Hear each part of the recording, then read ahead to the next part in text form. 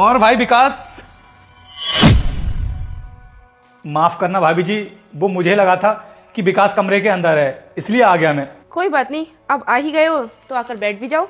कोई बात नहीं, मैं ऐसे ही ठीक हूँ। मैं ना विकास से मिलने के लिए आया था। कहाँ है विकास? वो तो ऑफिस के काम से बाहर गए हैं, 2-3 दिन के बाद ही घर आ पाएंगे। 2-3 दिन के बाद?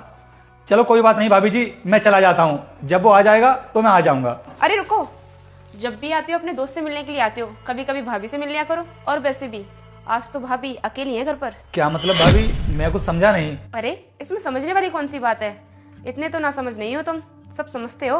आप साफ साफ बोलिए ना, आप कहना क्या चाहती हैं? देखो रोहित, तुम तो अच्छे से जानते हो कि तुम्हारे दोस्त। बेटा मुझे इग्नोर करके मत जाना, मैं खाटू श्याम हूँ।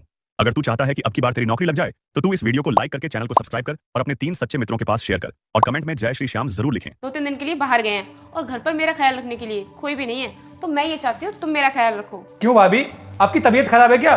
बताओ, मैं आपको दवा ला कर दे देता हूँ। अरे यार, तुम तो बिल्कुल बुद्धू हो, कुछ भी समझ में नहीं आ रहा तुम्हारे।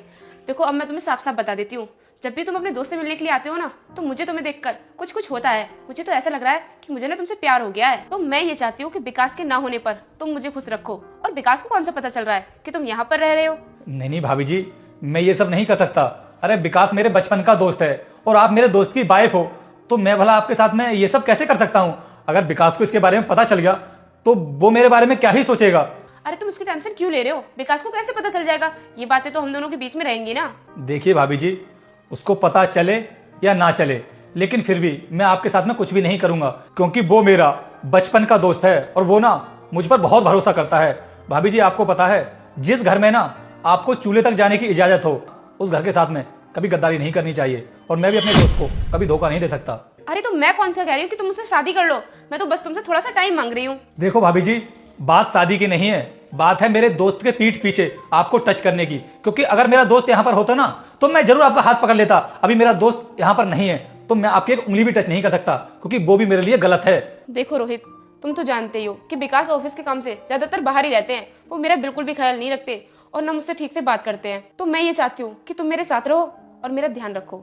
सच कहूं ना भाभी जी, वो आपको बेशक कम टाइम दे पाता है, लेकिन वो आपसे। ये आदमी इससे कहता है, अरे रुक जा यार रोहित, तुझे कहीं जाने की जरूरत नहीं है, मैं यहीं पर था। तो ये कहता है, अरे विकास तू कमरे में ही था। फिर ये कहता है, अरे मैं तो इस दरवाजे के पीछे छुपा हुआ था। तो ये कहता है, दरवाजे के पीछे क्या कर रहा था तू? तब ये कहता है, वो तेरी भाभी को तुझ पर शक था कि तू उस पर गंदी निगाह डालता है, बस इसी चीज का टेस्ट ले रही थी ये। फिर ये कहता है, अरे भाभी जी आप मेरे बारे में ऐसा सोचते हो। तब ये कहती है, वो रोहित तुम अपने दोस्त से बहुत जल्दी जल्दी मिलने आते हो, तो कहीं मुझे लेकर तुम्हारा कोई गलत इरादा तो नहीं, इसीलिए मैंने इनसे ये सब करने को बोला था।